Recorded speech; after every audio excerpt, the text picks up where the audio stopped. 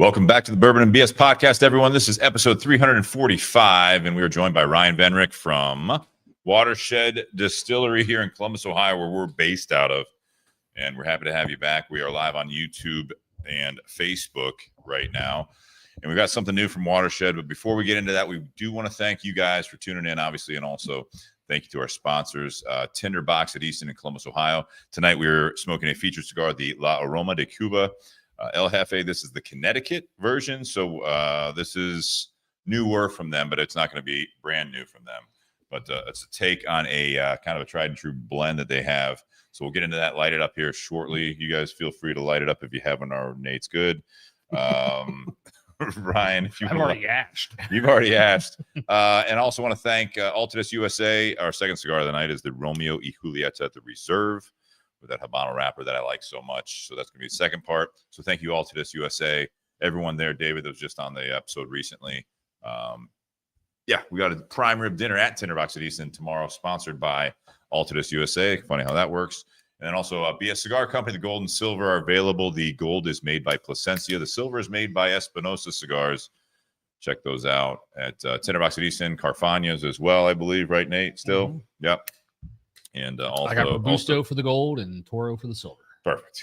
We got more Toro coming in here soon, hopefully. So thank you guys for that. Thank you guys also listening that are the Patreon members. You've got patreon.com/Bourbon and BS podcast or the one-time contributions at Venmo at Bourbon and BS. We appreciate those continued supporters there, and anyone that wants to throw a little bit of love towards us to keep this thing going. We greatly appreciate it because, as always, just like everything else these days, all the services we use continue to rise in price. Luckily, like this one, StreamYard, it has risen in their things that they offer for the streaming service. So that's always nice. So hopefully we'll continue to see that. And then also, Nate and I both have some sweatshirts on because it is fall. Buyjack.com. That's byjack.com/Bourbon and BS for any of the shirts, including I've got the Barrelhead Bourbon and BS logo on the black camo. And then Nate has a Watershed shirt underneath his BS hoodie. There we go. The Watershed shirt cannot be found on buyjack.com. No, but I wore it because of our guest. I love it. I love it. Yes, Watershed has some awesome swag. Available online, or is it just in the bottle shop? Just in the bottle shop, unfortunately. Well, or just come see them, and you can see the facilities, get a tour. You can see the restaurant. That's fantastic, and bar. And the bottle shop has a lot of goodies, including some of the different products you guys have on the bourbon whiskey side, and then also some of the other stuff like the 4-Peel gin, also the vodka as well. Mm-hmm. Some of that stuff they sample out. Yes. Yes. So yeah, come to the distillery. We'll treat you right. That's what I tell people. Treat them right. Yeah. So thank you guys very much for all of that. And as always, any questions, throw them in the comment feed. This week we are doing Facebook. We are debating on just directing all traffic to YouTube going forward. So stay tuned for that. I will give everyone notice on the Facebook page, obviously, and Instagram if we decide to do that, and try that out next episode. So stay tuned. Ryan. Steve. I'm excited about this. I have not had a sip of this. Have you? I know you have. Nate, have you sipped this yet? I've had a couple sips out of this bottle. Yes. Okay. Have you had it before?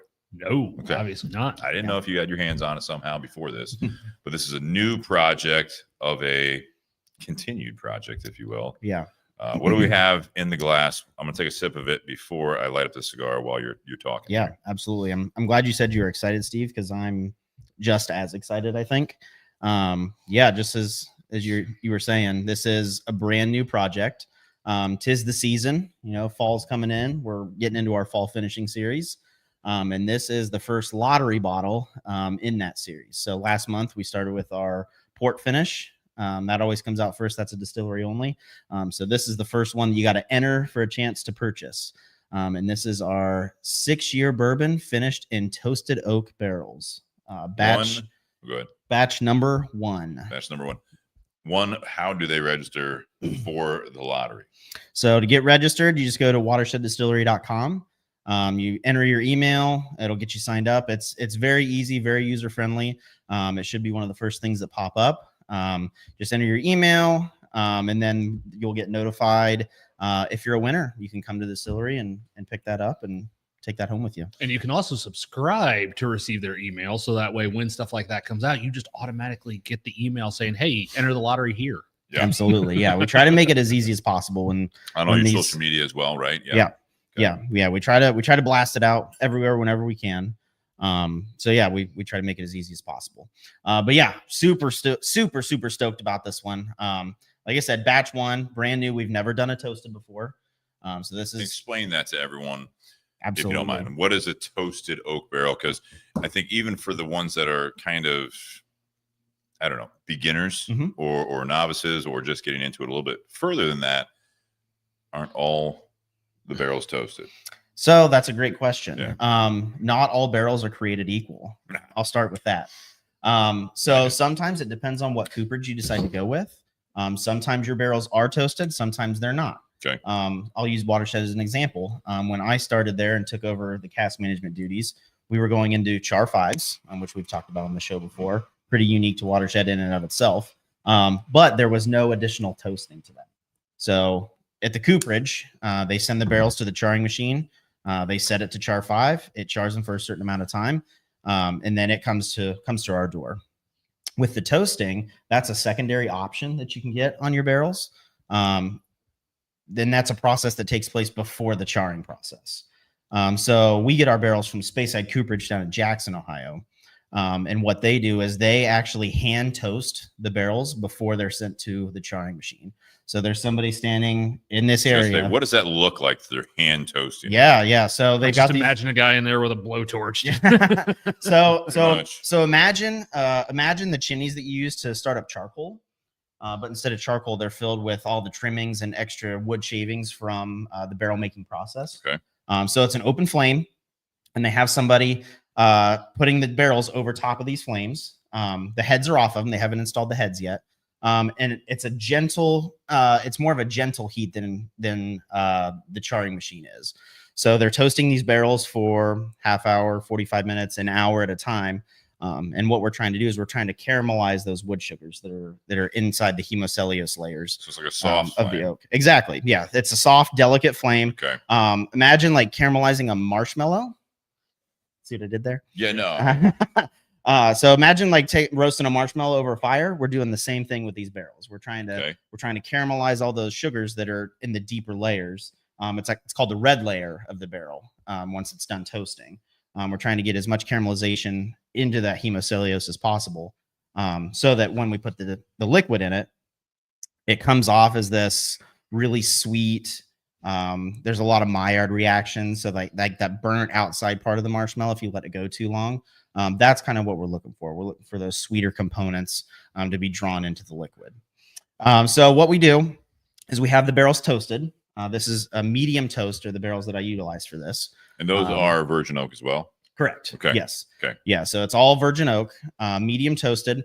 And there's actually another process we add to it. And it's a way to condition the staves. So our normal staves are dried for 6 months outside in an open air environment.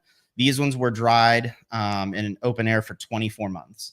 So 2 years that the staves spent outside before they're even made into barrels. Wow. And what that does is the environment allows natural bacteria to grow on the wood.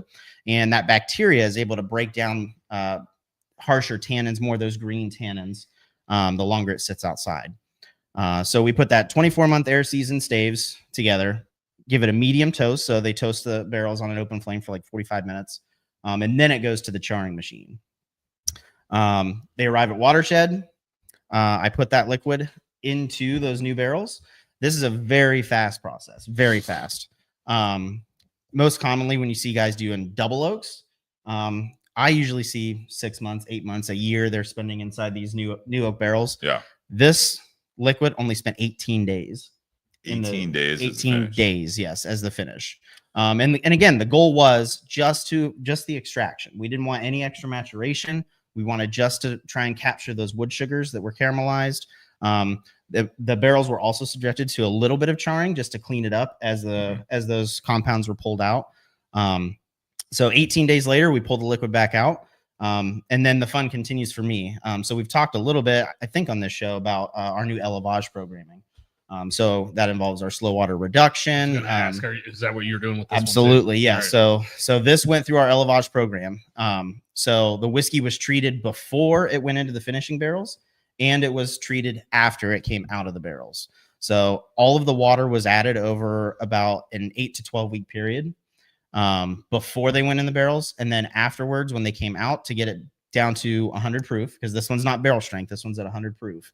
An additional reduction took place. So that was about another 6 to 8 weeks. So all said and done, it was about 18 weeks or so that we spent reducing this liquid. And I think it turned out phenomenally. It's one of those projects that you can always, not doing it before, and this being batch one, you can plan and plan and plan as much as you can, but sometimes things just go awry and are out of your control. But I'm happy to say that this one turned out exactly like I envisioned it. Nice. And so, yeah, I hope you guys enjoy it, and I look forward to hearing what you have to say. Why the 18 days? What, I mean, did you kind of, I don't know, thieve it or whatever? Like, like, were you sampling it at like 10 days, 5 days? Like how often, or is it every day just to see? So I let it go for about a week and a half just on its own. So 10 days. Yeah. So 10 days. And then I was tasting it daily after that. Just to see. How much is it changing? Like day by day? Is it significant? Yeah. Yeah. So with just going after the extraction process. Yeah.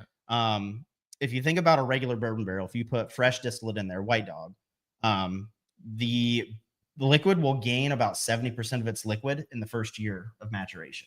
70% of its liquid? 70% of its color. I'm sorry. Within the first year? Within the first year okay. On a new fill barrel. Okay. So if you think about how much, that's just what the liquid is pulling out of the oak. So you're really extracting a lot of elements, a lot of compounds. Yeah. So with this, it would be very, very easy to let that over oak. And with a toasted, where I'm shooting for these sweeter flavors, I don't want it to get overly bitter and overly tannic. Okay. So that's where the 18 days comes in, where I have to monitor it. It's like taking care of a baby, essentially. You got to open up. You got to open up the barrels. You got to make sure nothing is over extracting. And it's a really delicate process. And then once it hits the target that I've kind of laid out for it, like I said, we pull the liquid out and we finish the reduction after that. So there's target profiles that I'm looking for after that first initial week and a half. And I know you said that the staves were left out for 24 months. Mm-hmm. And I missed it. I was sharing this, which I encourage all you guys, if you want to share it to any of your Facebook groups or your Facebook pages, or again, the YouTube link. But I might have missed, when you have that toasted barrel, mm-hmm. how quickly is that getting into your hands to then put this into it? So from the cooperage? Yes. Usually the turnover, so their facility, they can make up to 1,600 barrels a day. You're talking about the caramelization of it, though, you know what I mean? And then you say it was charred to kind of clean it up a little bit. Like how, if you let that sit for a long period of time, do you lose the effect of the toasted? No. So once the just like anything you're cooking, once the Maillard reactions happen, it's set. Okay. So once they toast it, there's no specific amount of time. So there's no urgency to use that barrel. It's been toasted. I need to finish something in it now. Exactly. Yeah. Okay. It's not like when you're making caramels. Like if it cools down too much, like it's not a caramel anymore, right? You got to reheat it and get it soft. Not the same process here. We're basically looking for those. It's the Maillard reactions that we want. Okay. And then the liquid does the rest as it's extracting. And Nate, how do you say the word that he said there? Caramel or caramel? I will say over the last few years, I have started to say caramel more often. Why is that? Because that's how it's originally spelled. But then, so you were wrong before? No. Well, in this country, in our English, it is caramel. That's how we spell it. But originally, it is caramel. Got it. So, but I don't say aluminium. Well, you're not British. Exactly. You're not British. I think I use both, but I couldn't tell you why. I noticed you used both, actually. That's why I was asking. Caramel. No, you used it both in the last. I couldn't tell you why though. Like, 5 minutes. It's just depends on which one comes out. I guess. That's fine. So you are only using those barrels for that finishing aspect, right? Yes, correct. What do you do with the barrels after that? So I don't know if you guys know this or not. We are in the process of making some single malt. Oh, I think you mentioned that. Yeah. So that's we've made some single malt back in 2017, 2018. Mm-hmm. But that project kind of fell through the cracks. So now we're picking it back up. And last year we made a decent batch of single malt, and this year we're making another decent batch. So those barrels were reallocated to the single malt program. The ones you emptied or the toasted barrels? The toasted barrels. Okay. Yeah. And the ones you emptied, normal process? Yeah, just normal process. Either went to sell them off. Exactly. Went to our broker, local brewery partners. Gotcha. Some beer. I gotcha. Yeah. And Nate, you had a question on the feed here. Yeah. So talk us about the decision to make this 100 proof instead of barrel proof. Great question. So this was something that I had to talk in length with leadership to kind of get them on board.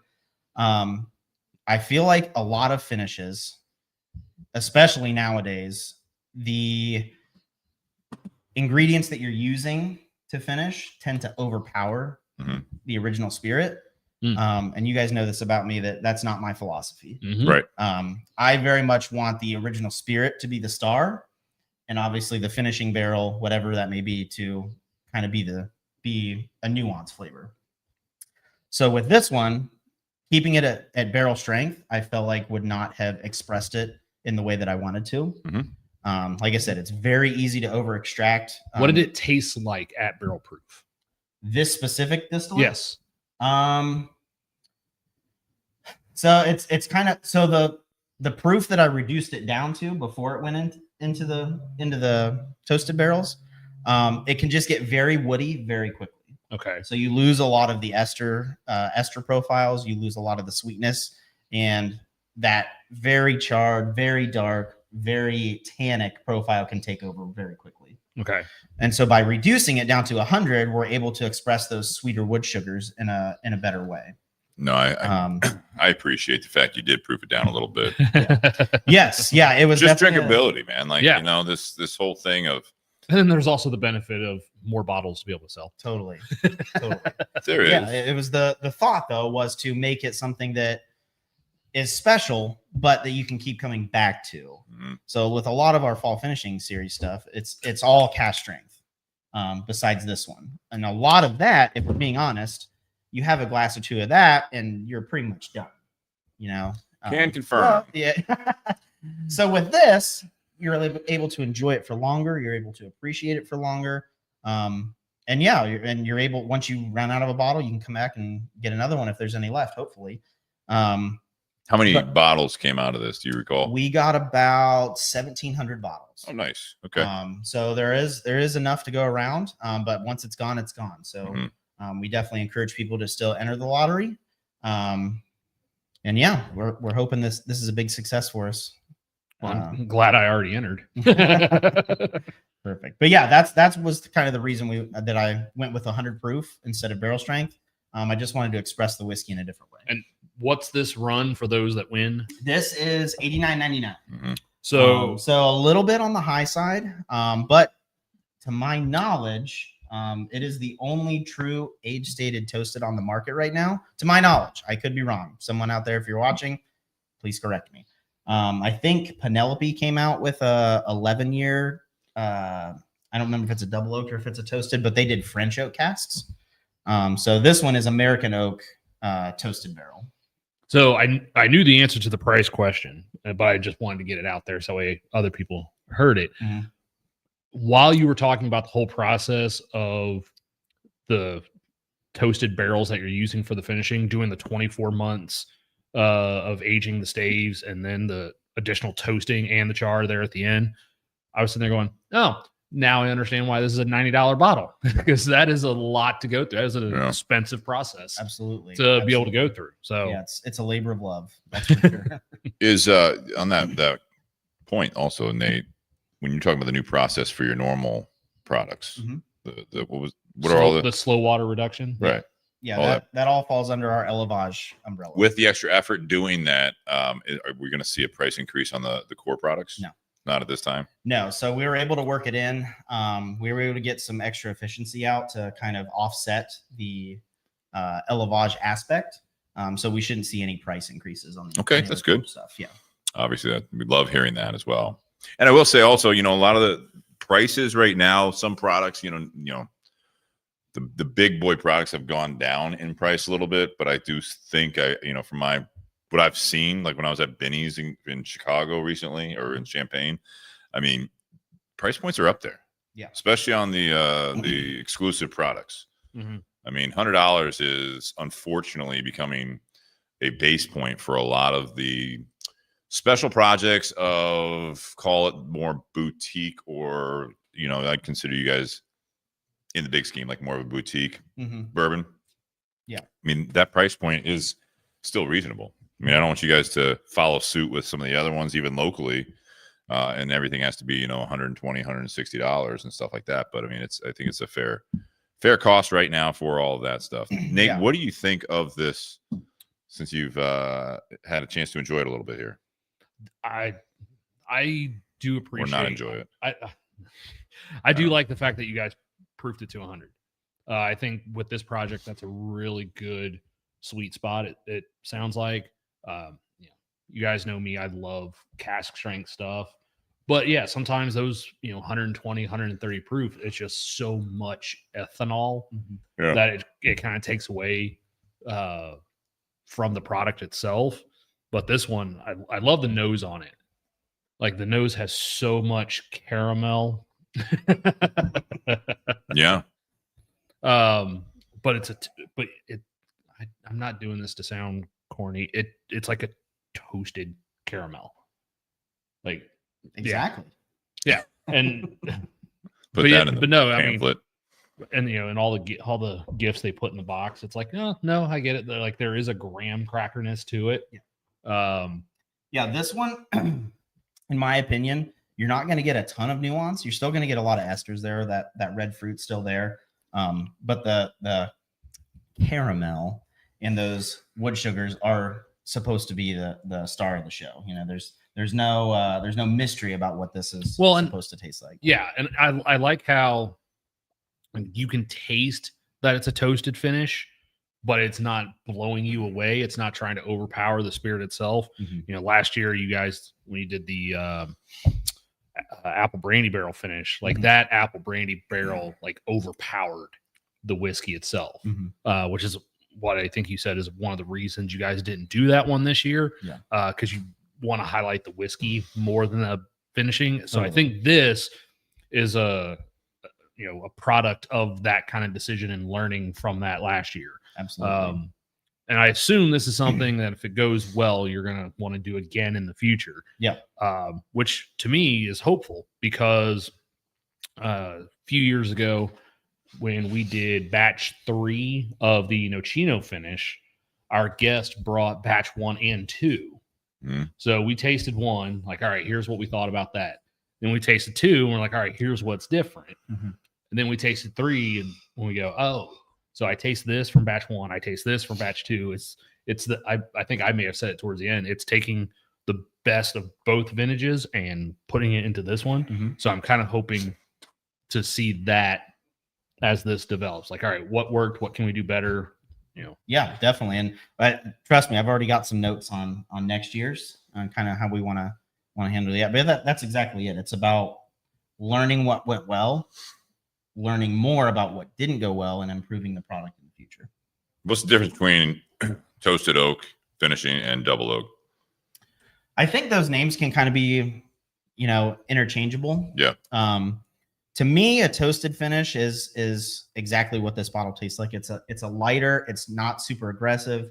It's very approachable. A double oak to me is a lot of barrel in your face. Yeah, you had said a lot of them are doing like anywhere from 4 to 12 months. Yeah, it's part of that double oak. Absolutely, and this one was a much more delicate, more meaningful approach to that.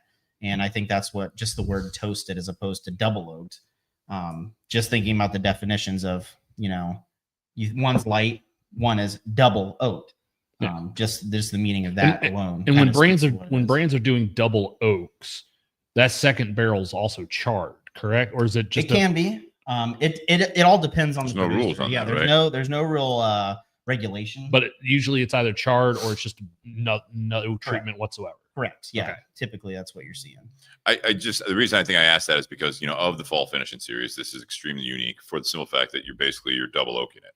You're not doing like these barrels didn't have Nocino, didn't have maple syrup, didn't have, poured in it before, like a lot of the finishing that stems back to Angel's Envy, right? That was the big thing. So I think this is unique because of that you haven't done this type of thing. But as you're describing it, it's like whether it's 18 days, 8 months, whatever it is, the big difference of this is that you are literally just putting these in virgin oak barrels a second time. It's just a matter of the technique of charring after you toasted it, the toasting technique that may or may not, I don't know the answer to this, but may or may not have been used on some of the double oak processes that are out there now. Yeah. They might go through that step, but I like marketing as this. I would love to see like an iteration of this from Watershed. Personally, that would be a Watershed double oak bourbon as a more regular production. If you could duplicate it, because I get it that, you know, the double oak and all of that, some of them are flat out too oaky. Like it's just too much. This has a little bit of the dryness that some of the double oak products that I have had over the years that are marketed as double oak, where it has a very sharp finish. It's very like a woody, like oak finish. This has a hint of that, but it does continue some of the stuff that you guys had talked about, where you do have a little bit of the caramel sweetness. I'll say caramel because I'm American. Caramel sweetness, you know, that still is there, but it still has a very clean finish. Along with the cigar, I think that makes it a cleaner finish, because the cigar is, I don't know how well it's pairing. I was unsure, but what you did here in calling it the toasted oak finish, I think it's a great marketing side of it too. It does put, I think, rightfully so, the idea of a toasted, you know, like you think of like the toasted caramels or whatever you want to call it, the graham cracker, the stuff like that, the s'mores that, you know, Amy and Watershed sent over with us, the supplies for that. But yeah, she always goes above and beyond with the packaging, doesn't she? Yeah, I think Ann might be upvoting what I just said about the double oak Watershed. Yeah. So we'll see what we can do, Ann. Two votes. 2 votes. But yeah, no, I think it's fantastic. I mean, it's a very, very unique effort for you guys, especially as part of, like I said, the fall finishing series. This, to my knowledge, this is the first time that you have finished in another oak barrel that was not used for anything else prior. Yeah, so this whole process was brand new. To the finishing, you know, ideology itself is not new for us, but taking that bourbon and doing a fresh barrel was completely new territory for us. Did well. In fact, do you mind passing the bottle there? Sure. No, I was actually just thinking like some other toasted products on the market. Like I think a popular one is Elijah Craig toasted. That's one that people used to wait in line for and pick up on allocated drops. Now it's an everyday shelfer. They do that with their rye. Let's say Basil Hayden toast. Basil Hayden toast. Penelope does one that's on the shelf now. Right. And toasted rye. Yeah. But yeah. Yeah, I don't think any of those are aged. Well, I think the Penelope has a 5-year age statement on it. Does it? Yeah. Yeah, I wasn't sure about that one. That's why I kind of gave that asterisk in there. But yeah, to coming back to Steve's point a little bit, a lot of what you see is, you know, producers putting these in barrels and like, oh, okay, let's check on it in 3 months. Yeah, not there yet. Sure, okay, yeah. Let's check on it in 6 months. This one we knew exactly what profile we were shooting for, where we wanted it to be, and I did my best to stick to that. How much are you for this project? How much are you working with the cooperage to figure out like what it is you want for the final product? It's not as much as you would think. The cooperages are set up like this is what they're designed to do. So they have customers all the time, you know, phoning in like, I want a heavy toasted 36-month stave charred 3. Like they get all this stuff all the time. So luckily that process was on the easier side. Yeah. Fortunately, the difficult part was to find the right liquid for this project. Obviously, because we wanted, you know, it to be a lighter profile. We didn't want the oak to take over, and to find 6-year-old barrels with a light profile is on the difficult side, especially when you're up in the proof range that we are.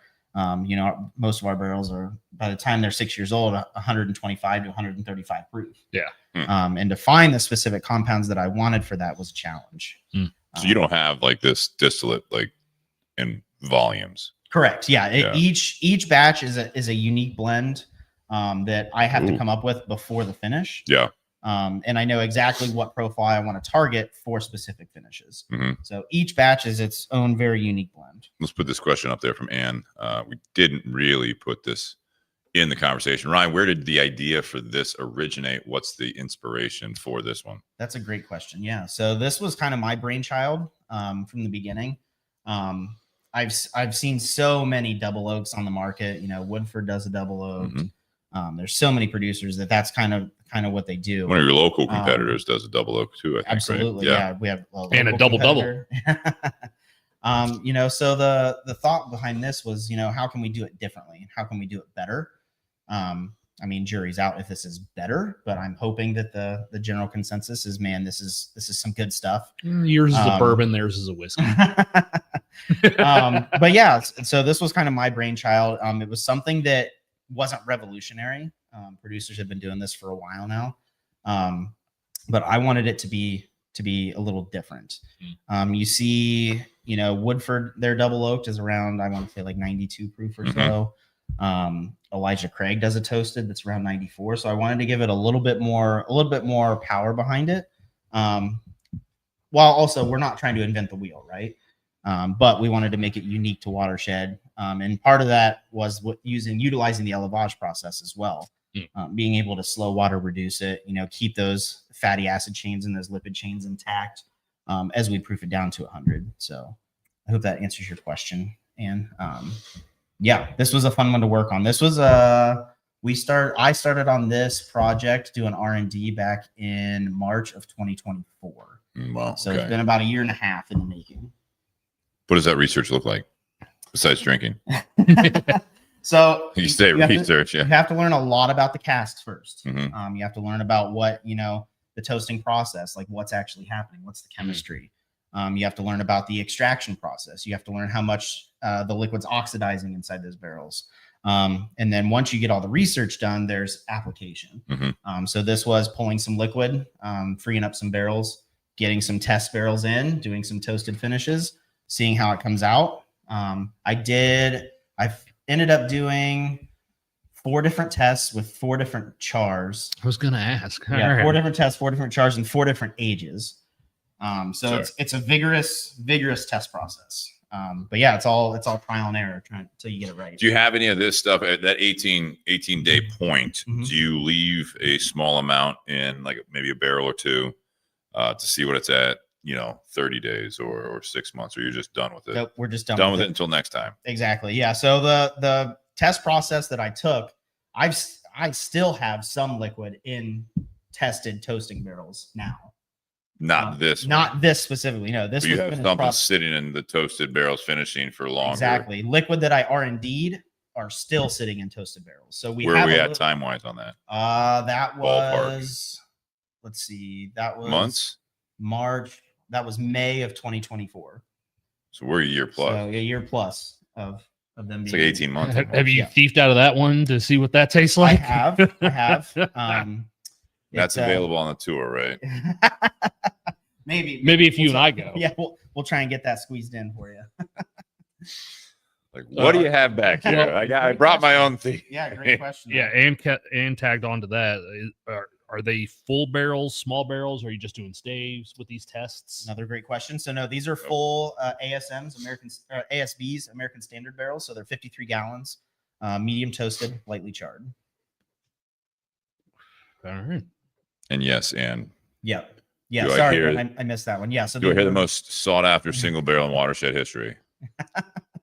Everyone he's working on that we don't know about is a contender for that. Maybe it's that barrel's pretty oaky at this point. So I mean, if somebody wants to take a stab at it, they're more than willing. Well, you can always thief some into a little glass and bring it here next time. Or as Ann says, it's on the Steve and Nate tour. Love that. In that little cubby that you guys created back there. Yeah, in the barrel fort. Yep, barrel fort. I love that. That was so cool. Maybe we'll just name that barrel the Steve and Nate, the Steve and Nate special. Yeah.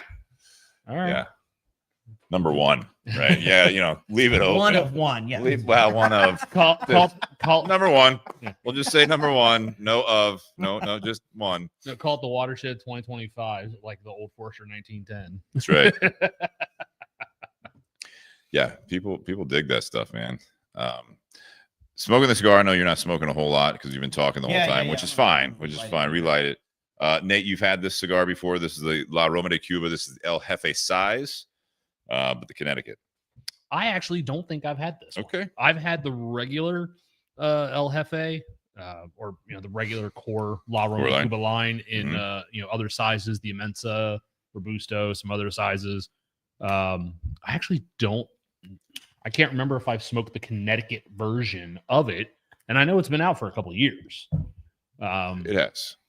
It's just like I love the flavor profile of the core line. Yeah. And I do love a good Connecticut early in the day, so I'm surprised if I haven't smoked this one, but I can't remember smoking this. Do you know about this cigar? Like, go from what I was told from the Ashton rep.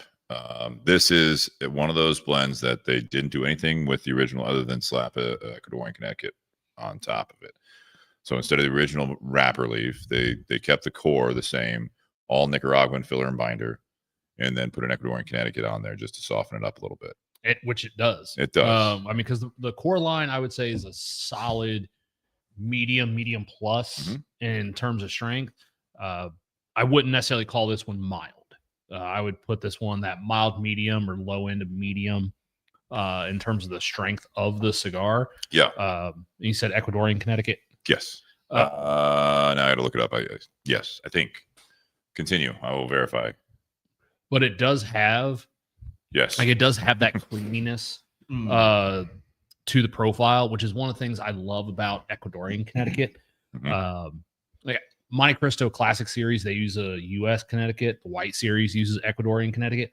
Correct. And I like the texture of the smoke more on Ecuadorian Connecticut. To me, there is a creaminess and softness to the smoke where sometimes U.S. Connecticut can be a little sharp, a little harsh, a little bitter. And really when you think about tobacco, you don't hear many other tobaccos being grown in Ecuador. Like you don't hear a lot of Ecuadorian tobacco. Habano. I mean, like Ecuadorian Habano. There is some, but yeah, Connecticut. I think Habano. Like, I mean, Ecuadorian Connecticut's about the only time was Sumatra. I can't think of too many cigars though where I see like on the packaging or whatever, like Ecuadorian Sumatra or Ecuadorian Habano. No, a lot of times they don't boast it. Yeah. I hear companies brag about Ecuadorian Connecticut. I think it's changed. I think that at one point it was just Connecticut, and like when it went from true Connecticut and Connecticut River Valley here in the U.S.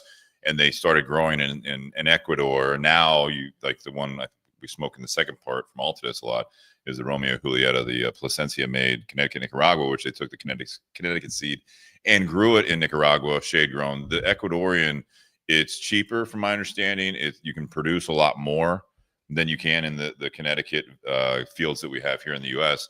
So it was almost like at first you're just like, no, it's Connecticut, I swear, you know what I mean? And now it's developed so much to your points of the strengths of it as far as the pros of doing the Ecuadorian Connecticut that they're proud to put it on there. Yeah. And a lot of times I feel as though Connecticut broadleaf is what's more prominent coming out of the U.S. Connecticut fields because that's tougher to grow. It is tougher elsewhere. to grow, but then also with U.S. Connecticut, because it's made here in the U.S. and you have U.S. workers, that tobacco tends to be a little bit pricier. Sure. So I remember back in the day, there was a company that touted their new cigar with an American Connecticut wrapper on it because they had the Ecuadorian Connecticut. They basically took that exact same cigar and like, hey, we're Monte Cristo, right? Yeah, the White Series. Yep, they did a limited edition. Like, hey, we're doing the White Series, but with an American Connecticut. You even had the secondary footband had a picture of a curing barn on it, and I've been to in person. It was the red barns. Yes, yeah. It was and this was 10 years ago. It was $2 more than what the price of the regular White Series was. And that was just the cost of that wrapper, the cost of doing business, growing it, stuff like that. But then another company came out and like, hey, we got a U.S. Connecticut wrapper cigar as well, and our cigar is still $7. Talking about Brick Brick House. House. Like that that- actually was a double Connecticut. That It's was a a double Connecticut. Connecticut shade wrapper with a Connecticut broadleaf binder. Yeah. Yeah. And like that cigar still to this day is still under $10. Yep. But that was one of those where that was kind of what I think they were going for with that one. It's like, hey, we're going to show that you can do a U.S. Connecticut without necessarily breaking the bank for a customer, which they still are. But no, I've always been a bigger fan of Ecuadorian Connecticut than What about this cigar? this. So El Jefe size of the La Aroma de Cuba. That's a 7-inch by 58 ring gauge. So this is not a small cigar. They do have the Connecticut blend in the other ones, like the Monarch and the Immensa. So you have some, and I think even smaller than that, the Corona possibly. So there are different sizes of this particular blend, just like there is of the core line. So This is your big boy, though. yes, El Jefe.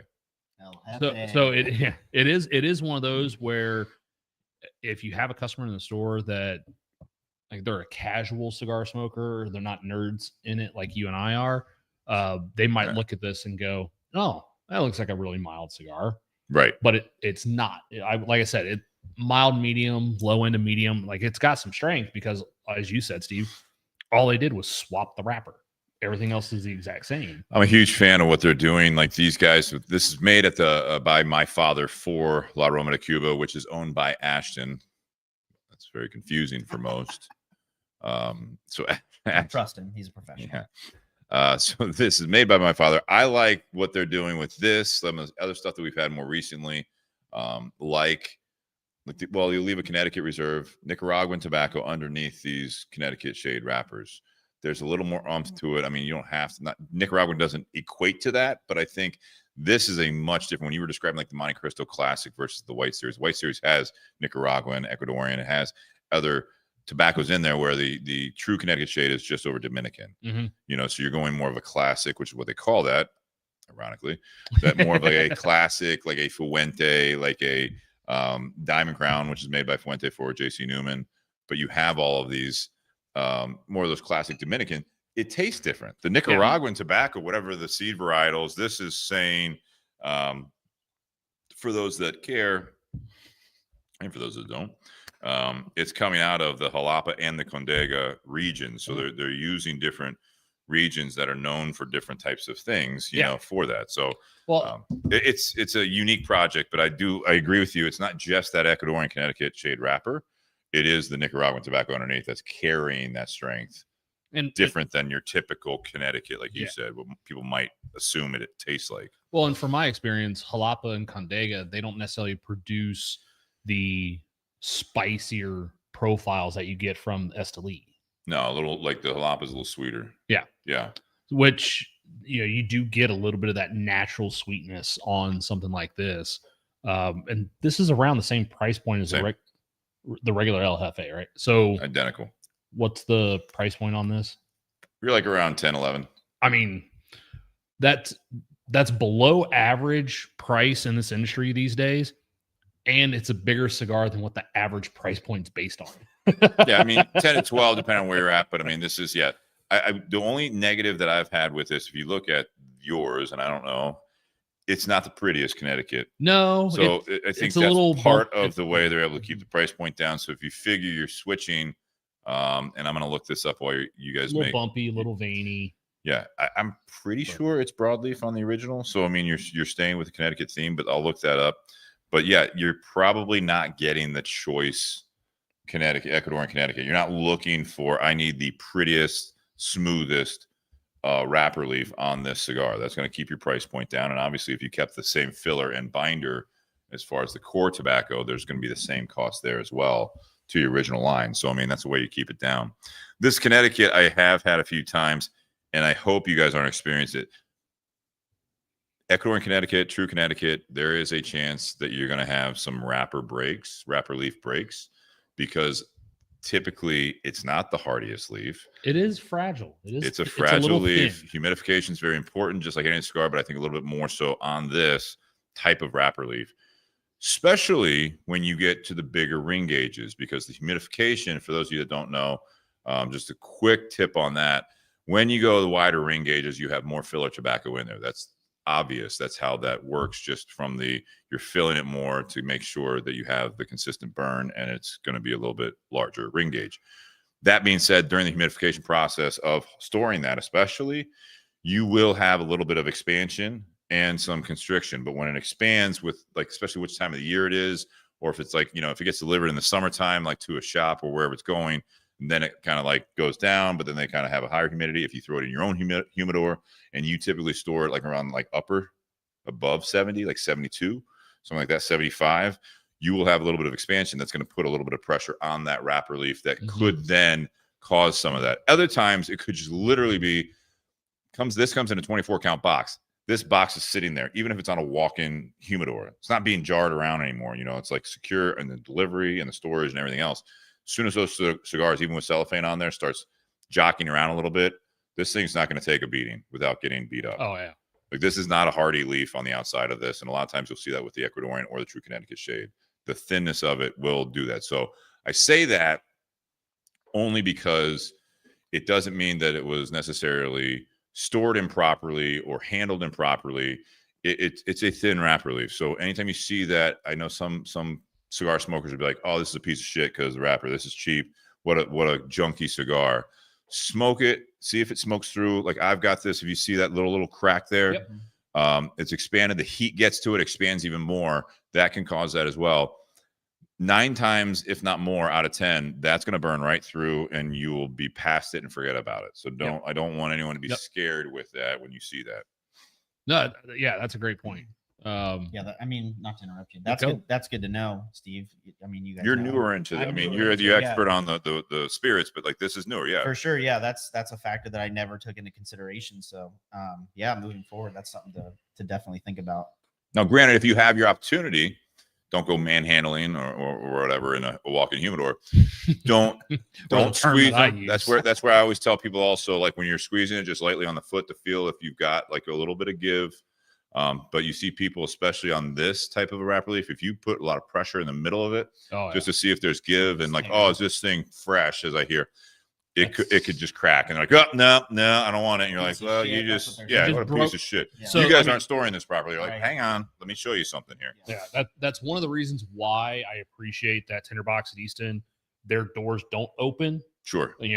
Mine at Carfagna's, they're locked. Someone has to unlock it. It's because you get customers, they want to grab the cigar and they want to squeeze it. And I'm like, if I see you take that unbanded or that uncellophane cigar and rub it underneath your nose, I swear to God, you're paying for it. Like, shove it right up there. Oh, I have seen it. Stay off my lawn. I tell you. No, I have. This guy. No, I have seen customers take a cigar not in cellophane, and they want to smell it, and they just run their nose on it like they're doing a line off the cigar. And I'm like, cool, you just bought that, whether you like it or not. I'm charging you for that cigar because you just wiped your nose on it. Got your nose juices all over. But they do. I mean, they do that with the cigars too. I've seen guys grab cigars out of a humidor and almost squeeze them to the point their fingers touch. Yeah, that's crazy. And I'm like, dude, no, you can't. Like, once you pay for it, you can do whatever you want. I don't care. But until you give me money for that cigar, Ray jokes, you're not selling me any broken cigars, Steve Crane. And it's like, I'm not trying to. In fact, where I work at Tinderbox at Easton, we do, if we see it, we pull it. We've got like a broken box, and it's, again, like, especially the dramatically broken one. But even like sometimes if it's got a decently cracked foot, we don't want to sell you at full price, and we don't even sell broken cigars. Some cigar shops will be like, we're going to sell this for 25% off or half off or whatever it is, just to recoup their costs. We don't do that. So, I mean, like, I know you're kind of joking, Ray, but I think it's something that it does happen. Yeah. And I think that anyone that's purchased a box or multiple boxes of cigars personally, you've had issues with a cigar or two, no matter what the brand is. And if you haven't, you've been extremely lucky, because I don't care if it's a under $5 cigar or it's a $30, $50 cigar. There's going to be some chance that, just because it is man-made, because of the process of the humidity fluctuating and the handling, the shipping, and everything else, there's going to be potential issues. So, not trying to sell you any broken cigars, Ray, obviously, they or can put anyone as else. Much bubble wrap in that package box as they want to. Yeah. All right, let's do the pairing here. What's coming out before we do that? For those that are listening for the part one here, Watershed, this is the second. You said the port finish was number 1. Still available at the bottle shop only. Absolutely. Yeah, you can get that at the bottle shop at the distillery. This is open lottery until next week. Yeah, next Wednesday. Next so lottery's Wednesday. open now. A week from today. Yep, That's go to- watersheddistillery.com, and it's just a simple form. You got it. Verify you're 21 and up and all that stuff. And if you win, they will notify you through email. You'll have a certain amount of time to claim your prize. But as we've said in the past, if you communicate with Watershed Distillery, they will work with you. Like if you say, hey, I'm out of state, I'm going to be in state, or I'm going to have someone pick this up for me and pay for it, they'll work with you. Yep. Very flexible. This is not like an OHLQ lottery where you have to be a resident of Ohio. I've actually been to the bottle shop and been there while someone who lives in Florida came up. They did some other stuff, but they actually came up just to pick up their bottle. And they're like, well, while I'm up here, I guess I'll do some other things. Yep. And then they ended up walking out with about half a dozen bottles from the bottle shop. While you're there, right? And some shirts, We some try to candles. try to make it as easy as possible. Yeah. And like Steve was saying, it takes less than a minute to register on the website. So even if you might not purchase it, go and register. Like I said, 45 seconds and you're done. The bottles don't go to waste. If you don't claim it, it's nice of you to say you're not going to claim it. But if it goes past that date, they have not heard from you, that is fair game. It's going to be available in the bottle shop at some point. So if you guys don't win, you can always comment to or contact Watershed and say, hey, I'm very interested. If you can, look forward to seeing if anything's still available. Yeah. Well, I mean, there have been times where some of the unclaimed lottery bottles, they'll be like, all right, these are going to go on sale this day when the bottle shop opens. They've had lines of people like, hey, are there any unclaimed bottles? Like there have been lines of people hoping to be able to get some because they didn't win it in the lottery. What's next here? Fall finishing series. We're in the heart of fall right now. Mm-hmm. We've got 2 more after this one. Yep. Yeah. So the last 2 in the series are the tried and trues. So we're gonna have our maple syrup finished again, coming out in November. Is that a lottery, or is that's going to be the same as the port, right? Correct. That's going to be available at this date. The Nocino's going to be the lottery. And then the last one, the Old Faithful, the Nocino finished. That one will be a lottery. So 2 lotteries, 2 distillery onlys, and the final 2 kind of flip flop. Looking forward to it. Yeah. All right, let's do the ratings while he's here in front of us. Nate, you first, huh? All right. As I'm taking a drink. So the whiskey, I love that this is, even though people that know me, I love high proof, barrel proof stuff because that's where a lot of flavor comes from. However, I think this is one of those where you're going, hey, we don't want the finishing to be the focal point. We want the whiskey to still be the focal point. Let's just add some nuances and complexity to it. And I think he nailed it on the head with that. When you hear what all went into that toasted barrel, like that's one of those, because I think a lot of people who are just casually into bourbons, they're going to sit there and go $90. Like that's an expensive ass bottle. But when you talk about, 2-year aging on the staves and then the toasting, which is lighter temperature, longer time, and then that slight char to finish it, to round it out, like it justifies the price point. And I think this is balanced. The finishing's not taking over, the original whiskey distillate's not taking over, just everything's all there together. So I'm going to give this one a 9.5. This is a damn good bottle. I probably, because I think I still have all 4 of last year's fall finishing, and I will probably, this might be, I know it's better than the apple brandy finish from last year. This might be my favorite from all 4 of last year. Wow. You heard it here, folks. Like heard it here first. And it's because of the complexity and everything. Like the Nocino, you get that black walnut Nocino finish very predominantly. The port comes through nicely. And then the maple, that sweetness kind of takes over a little bit on that particular project. It's still a damn good bottle, but that maple syrup kind of is a focal, or not meant to be the focal point, but it kind of takes over. This one, I think everything's there in balance. And so I think this one might actually be the best product compared to the 4 from last year? 4 from last year, are they all barrel strength? This is the first one that's not. This is the very first fall finishing that's not barrel strength. Yes, That's also an 100 interesting proof. point to what Nate's talking about. Which was probably a risky thing to do, but you obviously sat there and go, no, I've tasted this at barrel strength. Yes. Like, let's proof it down, and because that's what we're trying to do, and highlight the flavors that we want in the project that we're going to miss if we sell it at barrel proof. Yeah, totally. Which I'm going to guess the barrel proof probably came in at like 124. The original barrel proof blend was, I think, 127. That was pretty fucking That's close. pretty close. Yeah. Side note to Amy, if you're watching, I see you commenting. I'm pretty sure one of the slides, at least on the Instagram page, does say barrel strength. Just so you know. Good catch. Steve. But yeah, absolutely, Nate. This was like I said, we started this project back in March of last year.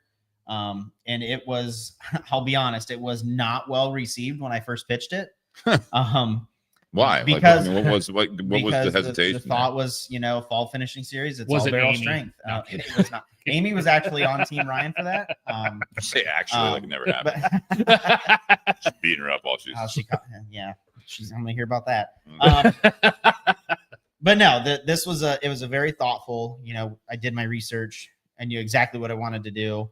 And it took some convincing, but luckily I've talked about this before, leadership at Watershed and just the support they have and the trust they have in their people to do their job and to do it well. That's what made this bottle a reality. That's good. It was a, hey, listen guys, I know what I'm doing. I know exactly the direction I want to take this. Believe in me, believe in the process. It's going to work. Mm-hmm. And yeah, hopefully it does. Hopefully you guys sign up for the lottery. Done and done. Yeah. So, Nate, what did you think of the cigar? That's the freezer. Don't worry about that. I wasn't. The cigar, just by itself, I think the cigar is 7.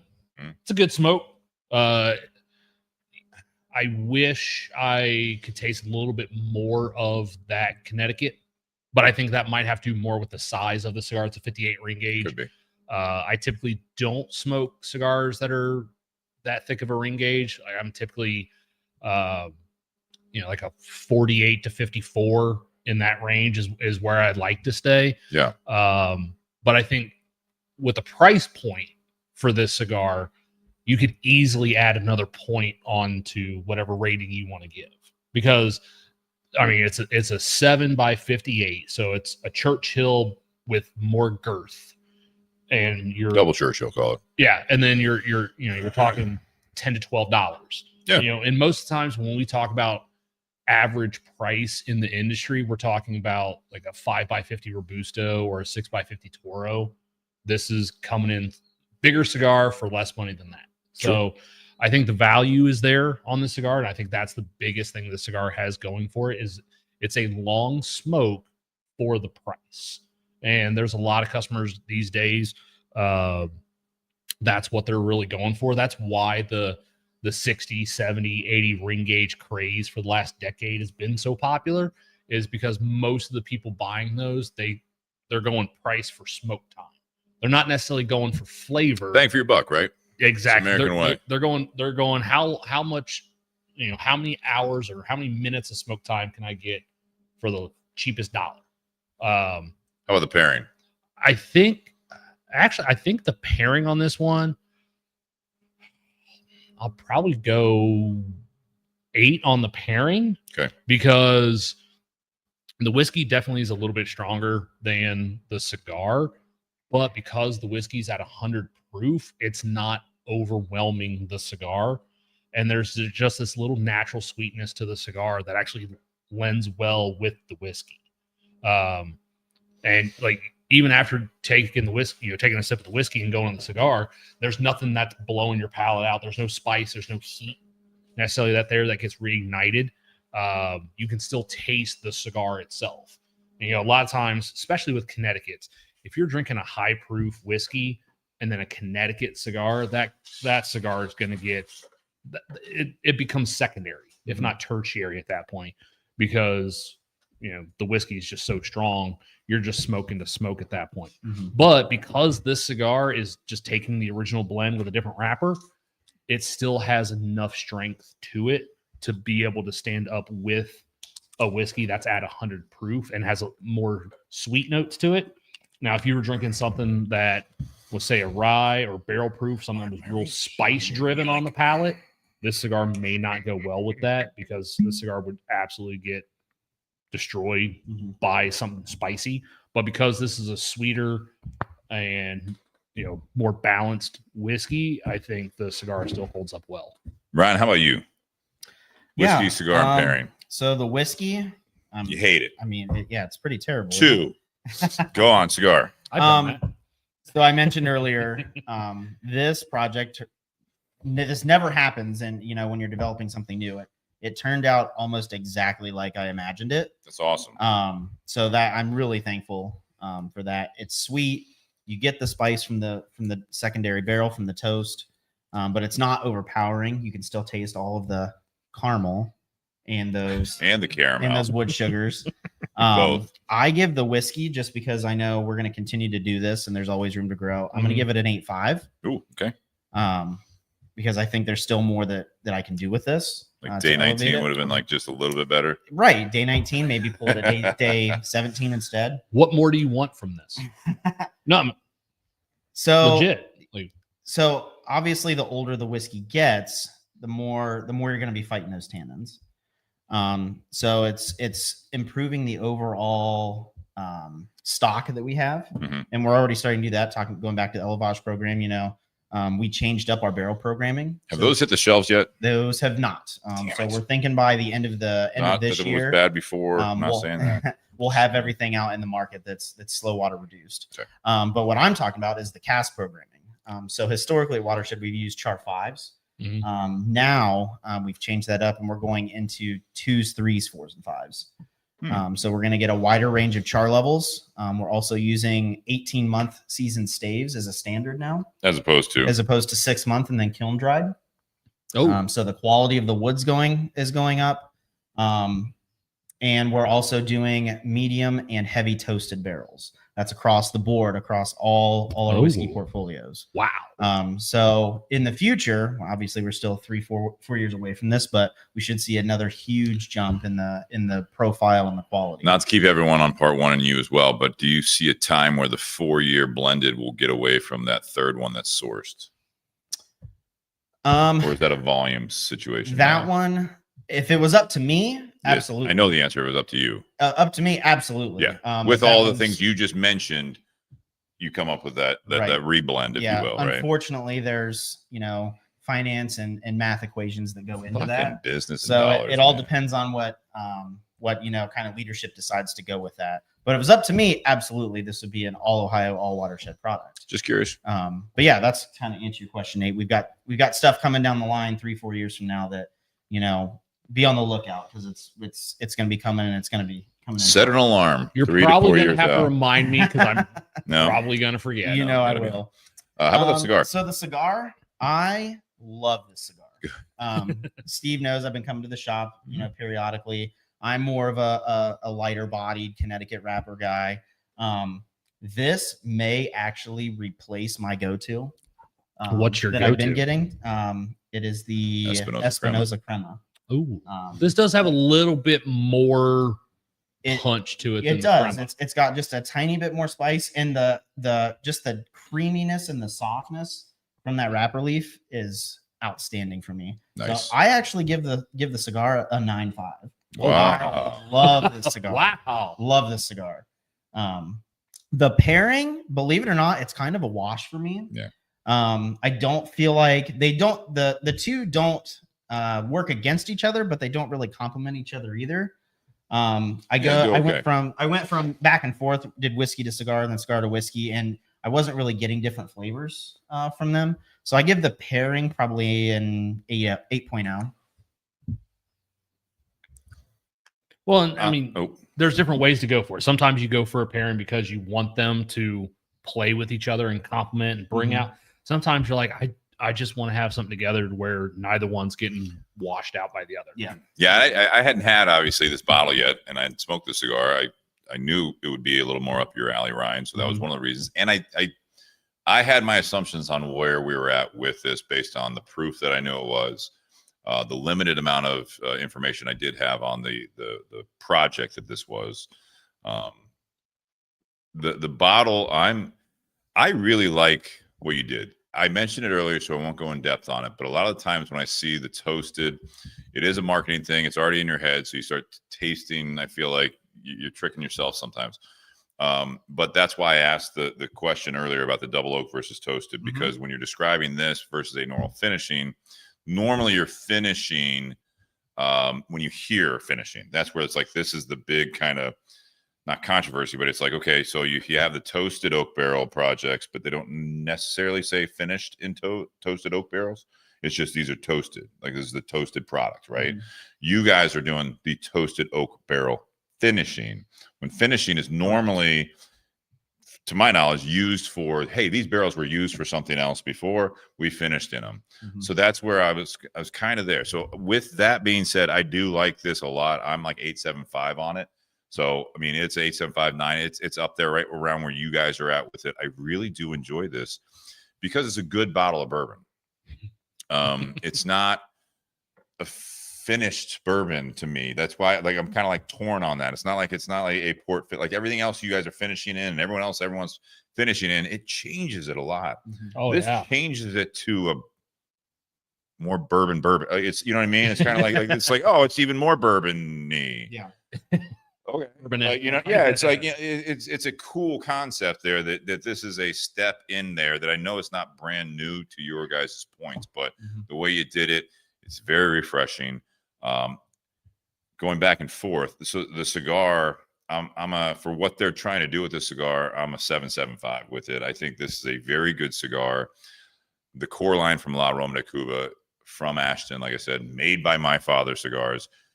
Solid smokes, great price point, good tobacco, great factory. The whole marketing behind it, just very classic, is awesome. Coming out of Connecticut, I didn't know what their project was supposed to be about. How big is this going to be that they're just changing the wrapper leaf?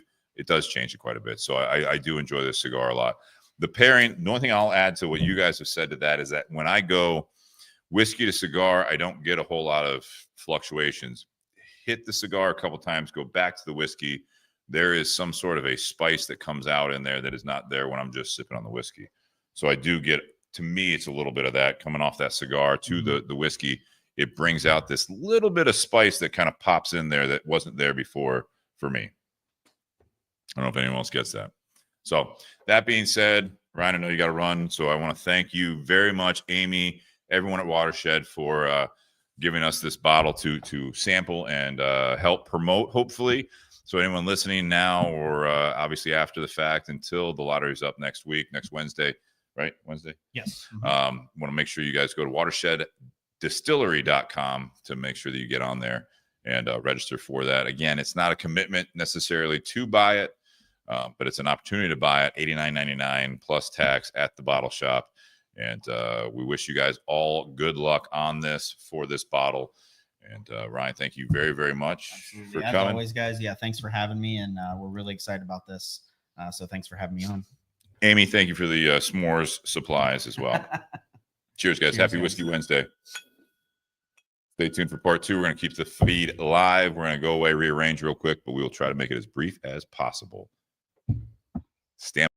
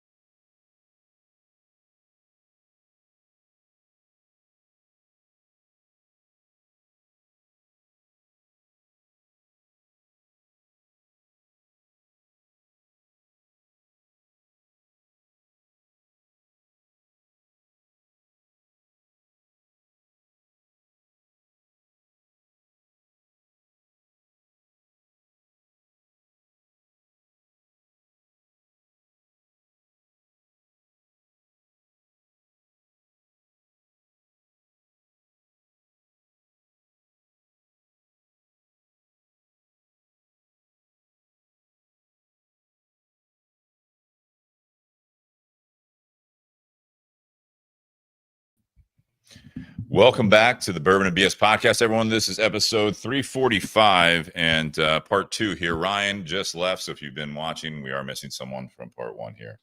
Ryan Venrick from Watershed Distillery was here. We've got, see it a little bit better now, actually, the fall finishing series. This is going to be the number 2 of this year. This is an aged 6 years straight bourbon whiskey, finished in toasted oak barrels, batch number 1, and you're sitting right at exactly 100 proof.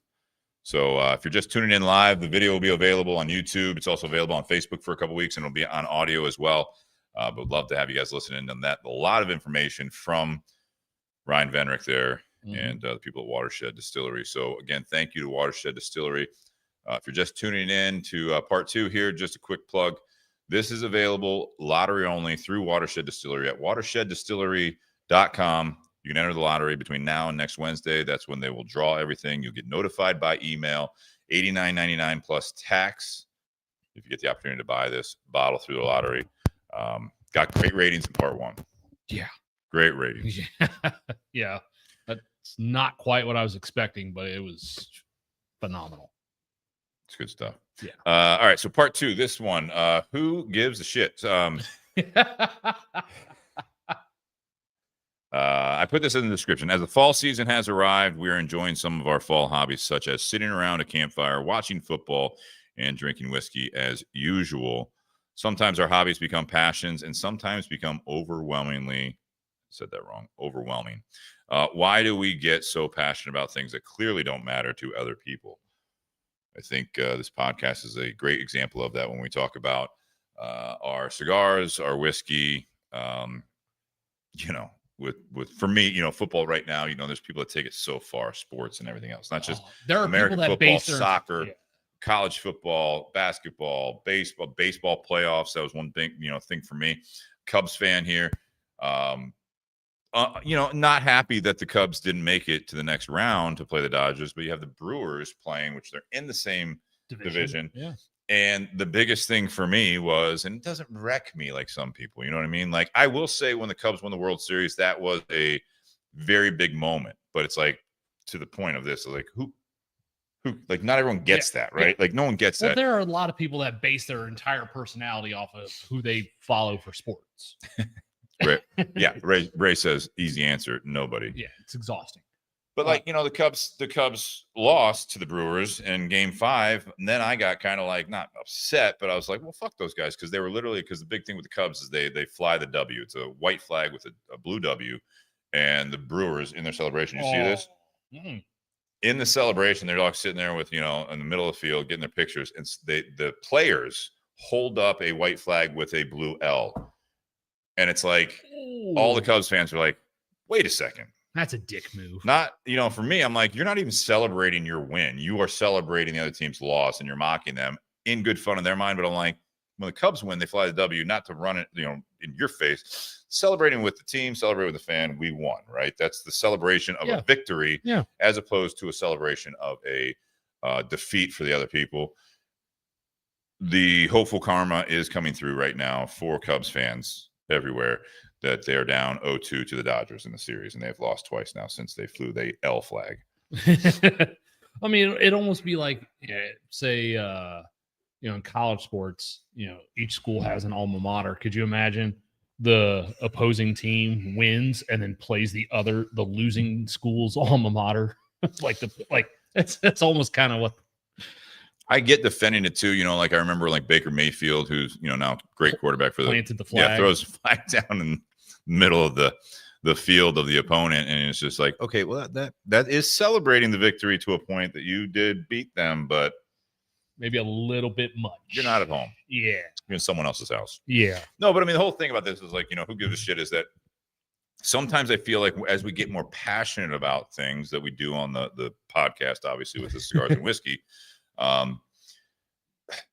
Why is it that it takes control, as you're saying, like sports, like why is it that it takes over so much? Sometimes these hobbies become the identity. It almost creates a divide sometimes with you and other people, or you disagree with someone on something, and it's like it all of a sudden they're ticked down or ticked up. You know what I mean? Like, oh, you agree with me, or you have a good point, and all of a sudden you're debating things on this. Like having someone like Ryan on here, newer to the game, very knowledgeable, but it's like one of those things. Like I think you see a guy like him talking with someone like we've had. Greg Snyder, for one, is one that comes to. He's been in the industry for so long, and it's like they're going to have a good conversation. And I remember Greg had these great stories about people that he had met, like Booker, and like the families that were so before him. It's just like it's the people that are passionate about that have I think a pure spirit about them and getting better and more knowledge about it. They don't necessarily talk down to other people, or they aren't combative. It's like a friendly competition, but as soon as it becomes not a friendly competition, it's like, what the fuck? What's wrong with you? Yeah. Especially if you don't have like financial stakes in the game. Yeah. Like this is just all a passion. This is like your hobby. Well, even if you have a financial stake, I think if you have like recently you had the Kentucky Bourbon Fest go on. Every year you have the PCA for the cigar industry go on. So you have, a ton of cigar manufacturers all in the same room together. Mm-hmm. And for the most part, like everyone gets along because they're all in the same industry. Everyone's got their own piece of the pie. Yes, they all want more piece of the pie. But as long as you're not sitting there trash talking other brands, like these people get along. You see with sports too, you'll have two teams that go through a couple of hours of beating the shit out of one another, trying to win a game. And then afterwards they're shaking hands. Good game in it. Yeah, exactly. Or trading jerseys and signatures and stuff like that. And, some people don't like that. Like, no, you're supposed to be against the person. It's like, yeah, but you're still human. Like you're competing against one another, but afterwards it's like, cool. Like that's it. We're done. We can just talk and be human beings. Or there's the Lions-Chiefs game where the guy smacked the player after the game was over, and now he's suspended for a game without pay. I didn't see that. No. Ray Chester says, "Oh, that's not common these days. People more interested in putting down the competition rather than promoting their own product, team, political, et cetera, et cetera." Ray, real quick clarification before I comment on that: are you saying what we were saying isn't common, or are you saying that it's not common these days that people are more interested in putting down the competition rather than promoting their own product? What do you get there? I'm sorry, Ray, just if you want to throw a clarification up on the comment feed there. I think is he saying people are now more interested in that? And it's not common that they are. I think what he's saying is it's more common these days that they are putting down that they're putting down one another, even if they're in the same industry or the same sport or whatever it is. They're more likely to put each other down and fight against each other. I think that's what he's saying, rather than can't we all just get along? Or celebrate, celebrating your victory, celebrating your party, celebrating your team or product. They're more interested in putting down the competition. I see that all the time. Oh yeah. Most people that know me know I really don't watch much professional sports. I don't watch a lot. I don't follow a lot. I get one guy in the shop that whatever team I like, even though I may not have watched the game and haven't watched a game in a long time, he'll come up and go, "Hey, sorry your team lost." I'm like, I don't care. Like, it doesn't affect me. It doesn't change my life whatsoever. But you have people that if their team loses the rest of the day or even the next day, they're the donkey they're Eeyore from Winnie the Pooh. Like, they're just depressed and everything. But why is it more common that people are interested in putting down the competition rather than promoting their wins, promoting their candidate, their team, their everything? Because it's easier. It's easier to sit there and talk shit about someone else that you just beat than to actually sit there and actually have a conversation and engage with that other person. Like if you and I are on opposite ends of a topic, let's say it's a political topic or whatever.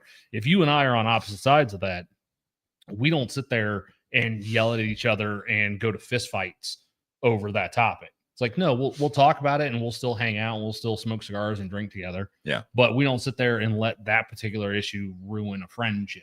There are some people out there that will absolutely do that, for a sports team or whatever, or, oh, you voted for so-and-so, we can't be friends. Yeah. Like there are those people. And Ray says, and Lou had a comment up there, about Reds Cubs. And I've been in the same situation being a Cubs fan. We were just down in Cincinnati for a game at the end of the season in Cincinnati. The only time I ever saw Reds Cubs was years ago when the Cubs were still very much irrelevant. And they won a game in Cincinnati, and all the Reds fans were, and it's always like 50-50, sometimes even more Cubs fans down there in Cincy. But they started cheering 1908, which was at the time the last time the Cubs won the World Series. And I'm just like sitting there, and I didn't like get any fights, but I just kind of chanted back. I'm like, scoreboard. You know what I mean? Like, so the next time you're going to go to a game, you just start chanting 1990. Yeah, no, I'm not going to do that. But but that was one of those things. Well, and I've talked about it too. So I don't watch NFL. And when I'm at the Tinderbox on Sundays, my colleague, he's a huge Steelers fan. And he's a huge football fan. So all 3 TVs in the shop are going to have game. He's got one game at the front, one game at the back, red zone in the middle. It's like college on Saturday, right? Same thing. I don't care. I don't care what game's on. And you're like, cool. Jeez. If I see a great play, I'll be like, holy shit, that was an amazing catch. Like, right. I'll sit there and acknowledge that. But for most part, it's annoying. But then when I watch some of these guys that come into the store to watch their team, and they're just constantly yelling and like, so what the hell are you? And I get so happy. Like I laugh. I'm like, you know what? This is kind of worth it. You want to see their misery. Oh, it's so fun to watch them just bitch and moan for 3 hours. What if they celebrate? Is that fun too? Or I don't care. Oh. If they celebrate, it's like, cool, your team won. It has no impact on my life whatsoever. But watching them sit there and put their entire, like their attitude for the rest of the day based on a football game that they have nothing to do with, it's comical. But I mean, it's a fun distraction, right? It's fun. And I get it's entertainment. Yeah, we all have our distractions. We all have stuff that we like to be entertained by. Yeah. Whether it's sports, TV, movies, cigars, whiskey, cards, whatever. But it's one thing to enjoy those. It's another thing if you make that your entire personality. I would agree with that completely, and I think that's something that sports. I'm a big Bears fan. I'm going to watch them even if I think they're going to lose. I've watched a lot of that was the whole thing. Like even with the Brewers thing, I commented. I think it was the MLB on Fox or MLB.com, whatever their social media was, and there's a bunch of comments, and I said something about about celebrating the loss of someone else. Like you're so in it that you can't even celebrate your win, that you have to focus on the loss of someone else, that you can't even in your own head celebrate your win. You're celebrating the loss and focused on your opponent still. They're that far in your head, or you can't even focus on your teammates at that point. And of course, people are commenting, yeah, same. I agree. I didn't want this and all. And then someone made a political comment that compared me to what I'm not affiliated with party wise, and that like, oh, you can dish it out, but you can't take it. And it was like, what? I was like, that's not what I'm talking about at all. And I did comment back that like, if I was like, ironically, you're telling me that like, basically like, we're like, oh, you're just like Democrats. And I'm just like, ironically, all Democrats, the far left, can only comment and post about exactly this is Trump and the, like, that's all they post about. They don't put like, I was like, you're absolutely wrong. You know what I mean? Like I think celebrate a win, don't celebrate the loss of an opponent. And if you take an L, you deal with it. You know what I think is really ironic about that story with the Brewers celebrating the Cubs' loss? What's that? The last game of the regular season, the Cincinnati Reds were playing in Milwaukee. And if the Reds win, they're in the playoffs. And they need there was another team. It was the Mets. They need the Mets to lose. They did not. The Reds lost the game, but because the Mets lost, the Reds got in. Yeah. And Milwaukee celebrate that loss. Milwaukee put on their Jumbotron, congratulations, Cincinnati Reds, because they made the playoffs. And also in the same division. And yet a couple weeks later, when they knock out the Cubs, they sit there and fly the L. Like it's like, wait a minute. And then the fans are like, when Cubs congratulate fans are like, the Reds. And Ray says, I would hope in sports it's much more lighthearted and done for fun rather than truly said in anger. Well, go to a Philadelphia game. Oh, Philly's the Yes. Every sport. Or go to Dog Pound I against, mean, if you're a Pittsburgh fan. Well, no, my dad one time, my dad's a lifelong Bengals fan, and he went with some friends, and this was many years ago.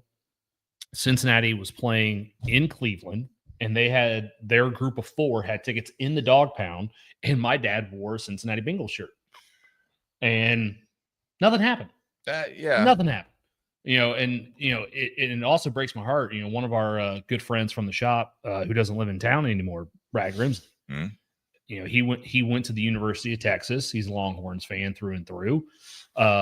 When Ohio State played in Texas years ago, he was telling people like, "Hey, you got to watch the band."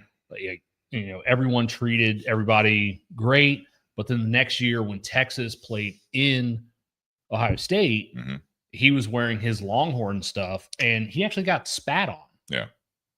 And it's one of those things. It's like, I want to root for that team. Like, I want to root for Ohio State. Sure.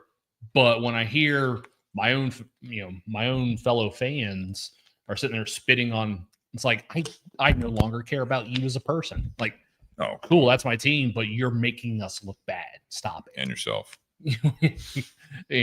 That's why you have teams out there. It's like, oh, these fans are the worst. Yeah. When you have fans that boo Santa Claus, or throw bottles at referees, it's like, you people really do suck. Kristen says that's why I can't go to Lambeau Field as a Bears fan. I think she even says she's going to get in a fight. That's where I don't want to go to Lambeau with her, just because I feel like I'm going to be breaking up a fight. You are great at doing that. You're great at diffusing situations. I can be. We'll see what happens in Lambeau. If someone ever laid hands on Kristen, you would absolutely not de-escalating. You would absolutely wind up in jail. There's a different de-escalation there. And Mike, unfortunately, negativity breeds conflict, and conflict creates more dialogue and attention. I agree completely. Gets clicks. Ray says it's just easier, lazier to throw dirt than talk intelligently about what you're trying to promote. Yeah. I agree completely. There's something that I don't really interject a whole lot, especially politically, but there was a person that I won't mention their name, Facebook friend, used to live in the area, and all they do, they're one of those that only post. They're very they're very politically, right? It's all political posts constantly about your typical far left side stuff. And it was just like, literally, it was just like post after post about Trump after Trump. And like, I can't believe you voted for this and all this stuff. All I did, I posted on his comment and I said, okay, next, do something pro-Democrat, post something pro-Democrat. And his response was literally based on what Ray and Mike, and his response was, well, be something like, first, tell me this, and this, why this, and this about Trump. And I was like, I take that as a no. Like, could not fucking do it. Yeah. Like, so much into what these guys are talking about is that it was like you're posting the about the opponent so much that, like, when I even jokingly almost, even though it's not joke, but it's like, okay, post something for what you believe in. And it can't be what the opponent that you don't believe in. Post something that you believe in. And it was literally like, he responded with not even doing that. Yeah. It wasn't like a pro this or pro. It was literally like, after you tell me this and this and this. And I'm like, okay, so no, then you're not going to post. You can't even post your own beliefs. You can't post you're not like, it's posting the L. It's all you're doing is posting about the opponent in a negative way. And it's like, hey, can you post something positive about your team, about your party, about yourself, whatever you believe in? And then you're just like, well, but you guys still suck. And I'm like, all right, well, in that case, yeah, I feel sorry for you. Well, and I mean, that goes back, and I've told this before. Ryan Venrick. I used to have a friend that everything they posted was something negative. And all they were doing was complaining all the time. And it made me mad. And I wanted to respond. It was driving me nuts. I think about it the rest of the day. And then finally, I'm like, you know what? You and I really don't talk anymore. I'm not going to let you have that much control over my emotions. I'm just going to unfollow. Like, and that person's never said anything directly to me about it. Like, they never checked in with me. So it's like, all right, obviously I wasn't that much of a friend to you, over the last 10 years as we thought at one point. So it's like, hey, but that's why I don't post a whole lot of stuff on social media. I mean, today, what did I post? I posted my breakfast at 3:00 and I posted the cigar I was having with a cup of coffee afterwards. Like that was it. I post steak and very wine. Controversial. I post steak and wine Sunday that occasionally has a question thrown in there. Like that's what I post, because some people do like that. Some people engage with it. Some people enjoy seeing that. So what is it then? Like, what is it that people think that people give a shit, about a lot of this stuff? Like, why do people get so wrapped up in this and about a hobby? Because that becomes a passion that then overwhelms their life to a point that they no longer can enjoy the more simple things. You know what I mean? Like, why can't they realize that I got an answer. So much? I know. Let me finish this thought of why does it take getting to a point of so much overwhelming anxiety and stress and unhappiness? That one of the reasons that I think is very apparent is that people can get so wrapped up in things like sports, like you were saying, it ruins their day, ruins all this stuff. It causes the stress. They get so wrapped up in politics that aren't really affecting their day-to-day life. It's literally like, I get it, the big picture, like it is the way the world is working. So politics, a little bit more than sports. Sports, depending on where you live, very good for businesses and financial for other people that work in that community, that, you know what I mean? When there's a home game versus when there's not a home game, that's huge for certain areas. You know what I mean? That's good for business, good for jobs and everything else. But other than that, the fact that people get so wrapped up in stuff like this in a hobby, they go in debt because they bought too many bottles of bourbon. They go in debt because they're spending so much money on cigars. And then we literally have customers and we've had people over time that their hobbies overtake the base of survival. The fact that they are now in debt because of it, for hours and hours and that hours. They're doing all this stuff, and it's like, why do you have to have that? Why do you have to be upset about this or that and that, to a point where you don't realize that your day-to-day life sucks, and then you have anxiety, then you have these issues, this depression, and you wonder, well, maybe if you were focusing more on you and your personal life first, you might make some progress. What's your answer? I know I took it a little further. No, you're fine. So there are people Ray out says there, it was good breakfast. Thank you. There are people out there that view their opinion or their likes so much that they think everyone else has to like it too, or should like it as well. Their likes on social media are just like in life. Like what they're interested in. Like, if I'm interested in bourbon and cigars, I want other people to be also in, or surround myself that. Well, I mean, you and I have both experienced it where, you and I definitely enjoy our whiskeys. If we were hanging out with a group of people and these people were talking about this barrel pick or that barrel pick or this allocated bottle and, spending 4 times retail on this bottle, like you and I are sitting there just going, why? Sure. Like you and I, and definitely enjoy our whiskeys, but we sit there and watch some of these people. We're like, that seems like it's become your personality. It's gone too far. Like we are you making money off? We of definitely enjoy it. Gain? Like we definitely enjoy it, but we enjoy for the product. We don't necessarily like go nuts and we want to wait in line for 6 hours for something, or we want to pay $400 for a $60 bottle. We're like, what? Like, you need to take a step back. But there are people who are like, no, this is the greatest thing. It's like, is it really? But if you don't appreciate, like, if you and I have been to some of the social media influencer dinners at Watershed. Yeah. We've talked and hung out with other. Feel very inadequate in those situations. You and I, we've talked with other, whiskey influencers in the industry and stuff like that. And I mean, it's like, if you don't necessarily agree about a product the way they do, like they start looking down their nose at you. It's like, wait, no, yeah, they can. I like something else. Like, I don't need to defend why I like, okay, you really like this. That's awesome. I really like this. Here's why I like this. we don't necessarily sit there and go, oh, you like that? Well, here's why I think that's dog shit. We don't do that because we recognize that person has their likes and preferences. Cool. You be you. You do your format and your stuff the way you want to do it. That works for you. This is what we want to do, or this is what we like. We're going to do it this way. Like that. We're not trashing you for the way you do it or for what you like. We just like what we like. And I actually have fun with it when it's trivial stuff, right? You know, it's like, you know, I'm like, I say something, go back to the baseball thing. I was like, no one likes the Cardinals. You know what I mean? No one likes the Cardinals unless you live in St. Louis and you're a Cardinals fan. Everyone else doesn't like them. So same thing with the Yankees. Yeah, it's fun because I really don't dislike that as a person, you know what I mean? Unless they're an asshole, you know.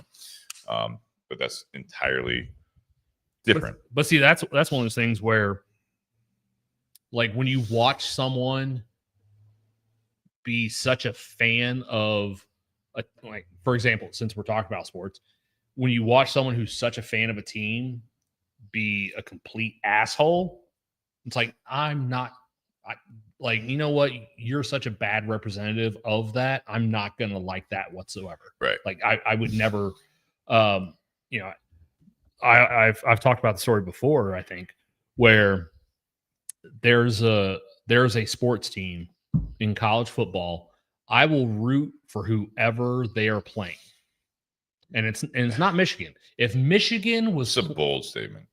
But I get it. So I'm a lifelong Ohio State fan. I was born and raised in Columbus. I'm a lifelong Ohio State fan. If Michigan was playing Rutgers, I'm at home screaming, "Go Blue!" I don't know, screaming. Well, not screaming. Yeah, I don't get that. Take it down a notch here, there. But I'm going to root for Michigan.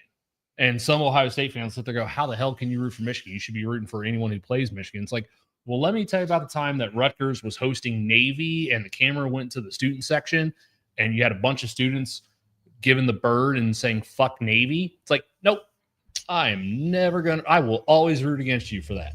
Kids can't be stupid. Shocker. Even smart kids at Rutgers. Yeah. To Nate's point about people's self-belief, I think that's a bit of a pandemic, Ray says. Shutting down everyone else who may have a different perspective. Sad but true that people are not willing to accept that someone can see something differently. That is taking Nate's statement and definitely going treetop level with that. I will say there are some things in this world that we should all agree on. Most things we don't agree on, but I think it's important to be able to have discussions about those things and not risk cutting people off necessarily because of it. Yeah. But without excluding extreme. Oh yeah, there are definitely extreme things that I think we should all be in agreement with. But then, you know, there are other things. It's like, cool, you believe that, I believe this. Like, you doing that doesn't affect me doing what I do. So cool, you do you, I'll do me. As long as what you do doesn't negatively impact me, go right ahead. I think it's more personality type, you know, Ray, you know, for that. I mean, you're absolutely right. I think the personality type usually is consistent throughout, whether it be trivial things or maybe not so trivial things. I think that is something that people can be so judgmental in everything that they do, sometimes hypocritically, but not even going down that path of it. I think that sometimes people can just be so judgmental and then they get so caught up in, like, that's what I was asking before, you know, like getting so caught up in it that it just overtakes their life, overtakes their personality. So even if you like drink a different coffee than them, you know, or shop at a different store, they've got a reason that is wrong, because they don't do it because they believe in something else. And or you watch a certain show, movie, whatever it might be, you shop at a certain store. Like I said, it's just, there's so many things that it got even worse recently. I think over the last 5-6 years, you know, that there were a lot of like the political side of things we're getting into, like, you know, because everyone knows everyone's dirty laundry. You don't, but you think you do. But I think it's just like this stuff is sad but true that people are not willing to accept that someone can see things differently. again, to a point, obviously extremists, but there's no open dialogue that is accepted by some people. The vast majority of people, I will say, I think they do, Ray, think that they're not just shutting it down. And sometimes they don't realize they are, and it's tough to have that conversation with someone that they may be doing that. It's just sometimes it's just the way that they are so just. We used to do it all the time on this show way back, and like where the hand thing, the hand in so the face. close. This issue is so big that they can't they can't see past it clearly. It's been a long time since you've I know, but that metaphor was such a big thing. I think it applies here, but it's like as soon as you can be like, all right, hang on a second, just take a few steps back. Now what do you see? I see everything. I see the hand, I see everything, the surrounding. Don't have to adjust a whole lot. But when it's right there, you cannot focus on the big picture beyond it. Yeah. And it's something that I think was relevant back when we were talking about it 6-7 years ago when we brought that on this show. But I think it's more relevant now that I think there's a little bit more turning, at least in the US. It's still very ugly here and elsewhere. Our vantage point, our media is definitely focused more local. But it happens all over the world. And I know Ray is in a different part of the world, and I appreciate him listening in the morning where he's at. And it's just something interesting to me that I try to say this without being that political side of it. Even when something that is so volatile and so in the immediate focus of certain people, and then when something gets done to help out that cause, if it's not done the way they want it to be done, or done by someone in their, they either move on or they're just still not. They're still unhappy about it. It's very childish, in my opinion, and that's where like a lot of this stuff is like. That's why people don't give a shit about what you have to say sometimes, because all you do is you do this, you say this, and then it's like, all right, let's do it. Like, I'm going to get into it. I'm going to get into bourbon. Keep it very trivial here. I'm going to smoke cigars. You think they'd be happy for you. And you're like, yeah, so I tried this bourbon. It's Watershed, local, where I'm at. Yeah, shit's dog shit. Come on, man. I'm trying here. You know what I mean? Like, what? Yeah. You know what I mean? It's not Watershed. Ryan, thank you very much. Amy, all the Watershed. Just an example. Aroma de Cuba. Yeah, I smoked this. I smoked, you mentioned like a Brick House earlier. You mentioned that brand. Like, oh, Brick House. Like, that's not good. You're smoking the wrong cigars. You're like, all right. Like, I guess I'm doing this wrong too, for Christ's sake. Like, Jesus. Well, to that, religious, that's just no, me. to piggyback off that, I actually had a conversation with a coworker a few months back where I had a customer come in. They were looking for a specific bottle. We had that bottle, sold them that bottle. Customer's happy. I think that particular product sucks. You didn't say it? No. Good for you. I don't think that customer never asked me my opinion. If they asked your opinion. I would have pointed them somewhere else to a product that I think is better. I wouldn't necessarily have trashed that product. You sold both though, right? They came in and said, I want this. Cool. I have this. I tell people this all the time, especially when it comes mostly to tequila. I get people that come in and they want to buy Clase Azul. I think Clase Azul is junk because of how many additives and stuff they put into it. But I tell people, if you want that, I will absolutely sell it to you. But if you ask me my opinion, I'm going to recommend something else. So it happened with wine. A customer said, I want this wine. They didn't ask me my opinion. They didn't ask me for a recommendation. They said, I want this wine. Cool. I have that bottle. Here you go. I'll take your money. And then I said something to a coworker, and that coworker agrees with me that product is not a great product. But yet they sell 1 million cases of that product a year. So, and that's what my coworker said to me. Like he literally goes like, yeah, it's not great, but they sell 1 million cases a year. It's like, oh. So obviously there are people that like it. Same thing with whiskey. Like we can sit there and trash a particular whiskey and go, that stuff sucks. But if they sell 20 million cases, it's like, Yeah, that means you're More extreme example, I want a bottle of Fireball. You're like, oh my God, let me show you what else they make. This is the Buffalo Trace. Or you just say, I'm going to sell you Fireball. I'll sell them Fireball. Here's the learning moment for everyone out there. I think, in this particular instance is that what I would encourage you, sales are sales, right? You're doing that. So if you carry the product, you don't want to ever like act like oh, you're wrong and here's why. But if they want that wine, right? Yep. You say, I tell you what, I do have that wine. It's right over here. Now, have you had that before? Yes, I've had it. I love it. Okay, you love that. Can I show you something else that you might also like based on you liking this? Absolutely. Absolutely. Let's grab that one. Bottle of wine in hand, put it on the register. Boom. This one actually would be something today or another time. This might be something you might like as much or maybe even better. You don't want to sell them the cheap stuff necessarily unless you think you're doing them service. I think the majority of the time they're going to be like, I tell you what, give me that too. I'm going to try them both. Now you sold the one that you think may not be that great, and now you sold the one that you do like. And if they come back in and they like yours, you feel vindicated. If they like the other one, I appreciate that. I actually do want this. You're like, great, let's go get another. You want a case? Well, and that's where you're just like, that's your opinion. Like, that's great. Now you're neutral. You're trying to educate. You're trying to expand their horizons. And then all of a sudden they come back in and you're like, no, I do like plants. You're like, great. Let's get you a case of it. Cha-ching. They're happy. You're happy. That in Ohio, but all right. You know what I mean? Like the wine, the Clase Azul. It's like, hey, here's this 200, right? 200. Clase 170. 170. Yeah. Hey, I got one over here that's also in that price point. And I tell you what, let's do this. You might shoot yourself in the foot. Here's one for 50. You might like even better. I've done it. It's fine.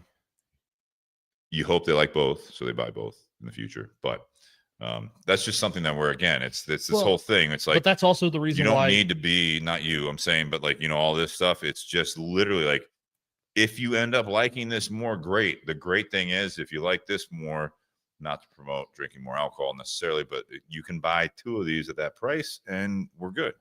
But so to that's one of the reasons why both of us on the cigar side, me on the wine and spirit side, when you have a customer that comes in and they're looking for a recommendation, one of the questions I know both of us will ask a customer is, what else do you enjoy? Yeah.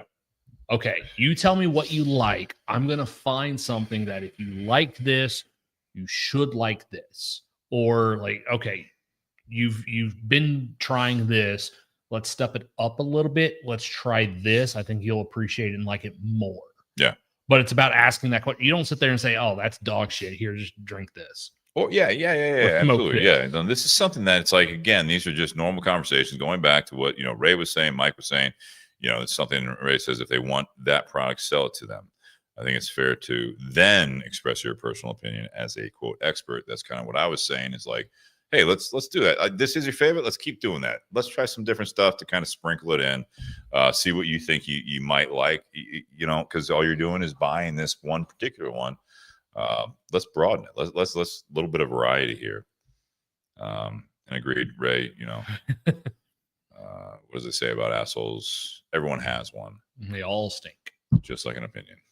I used to have a football coach that kind of cleaned that up a little bit. He used to say armpits.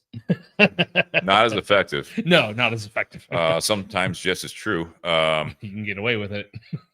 No, I think the big thing is that, the who gives a shit of the topic tonight, trying to come up with something, which is, after 345 episodes or 344 before tonight, it's difficult. So we always want to hear from you guys. Nate, if you ever have anything you want to talk about, and any of our guests, like Ryan, if he's still listening, if you ever come on the show again, Ryan, which I'm hoping you will, if you have a topic you want to talk about, great. This is something that it's like, no matter what we say on this show, whatever you're listening to, the things, and I'll put this kind of as we're closing out here as our closing remarks. Is that cool? Mm-hmm. For me, it's like, I've said it before, I try to not necessarily just be in an echo chamber, no matter what the situation is. That was something that I used when we were talking about in previous episodes, not even more recently.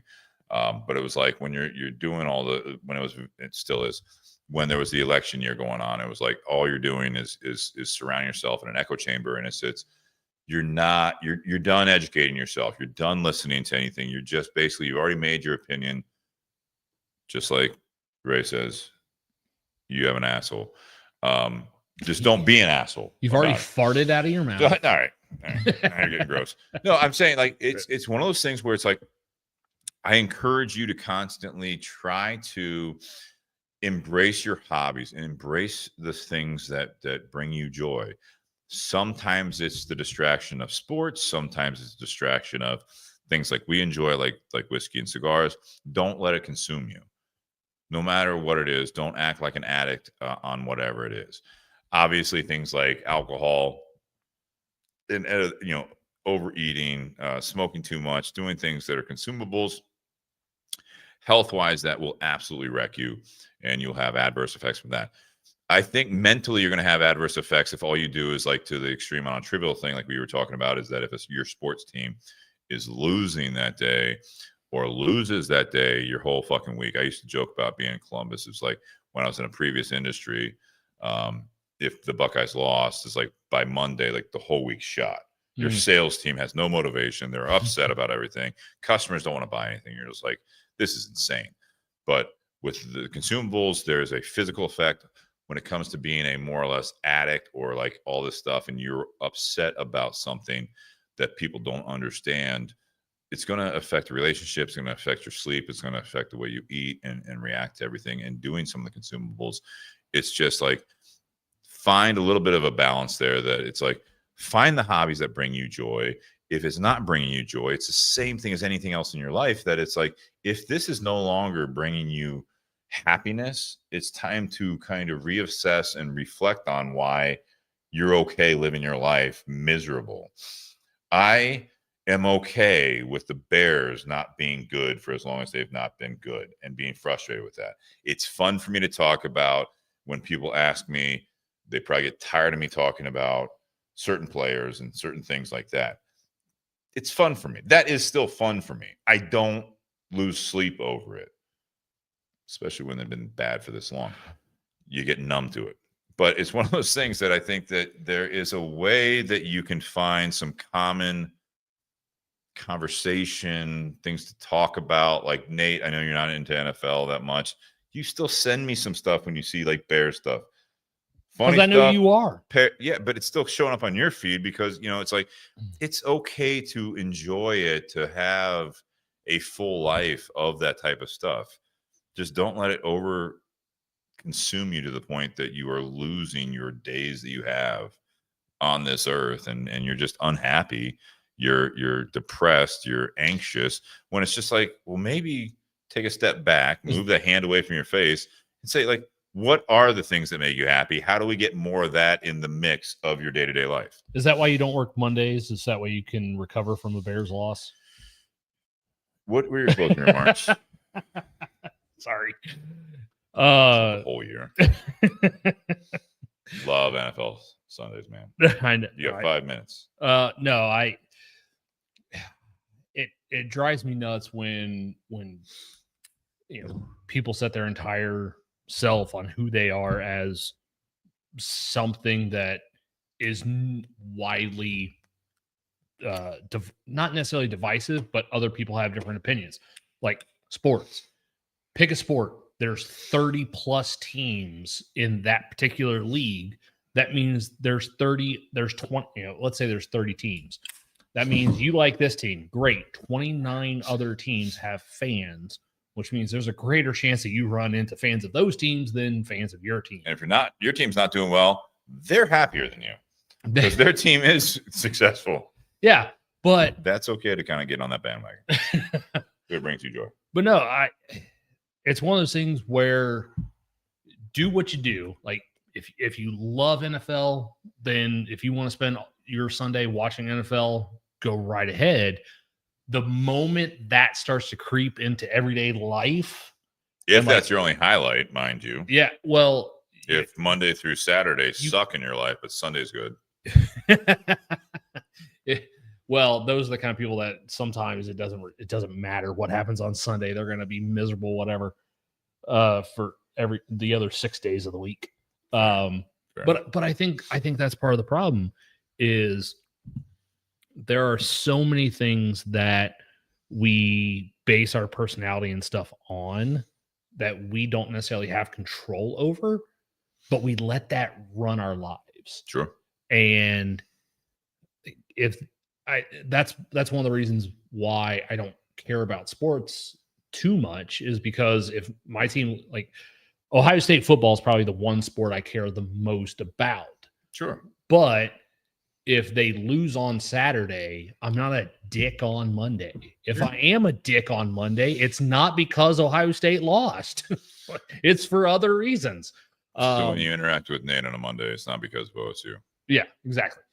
It's just a dick. I am. But no, I think we give ourselves too much into our hobbies and our likes and our interests. And we need to just sit there sometimes and be like, what do I really care about? Like, what's actually important?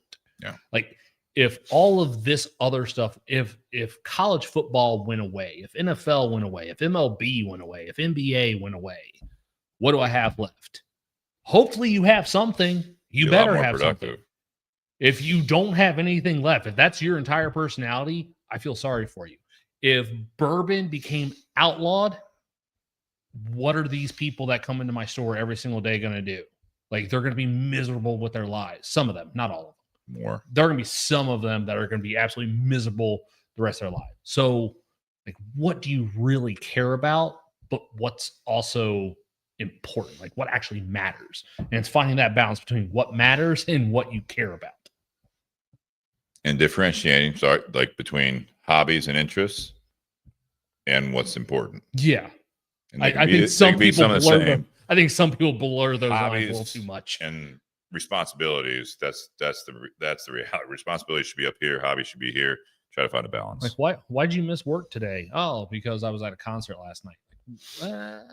I had to stand in line for a bottle of bourbon. Cheers. Happy Whiskey Wednesday, guys. Cheers. Thank you so much. We will see you soon. Stay tuned for our next show and possibly just on YouTube here, but we will keep you posted on the schedule going forward. Thank you so much. Enjoy your week. I'm going to be in Dominican Republic next week with Kristen. Oh, shit. Same resort? Next door.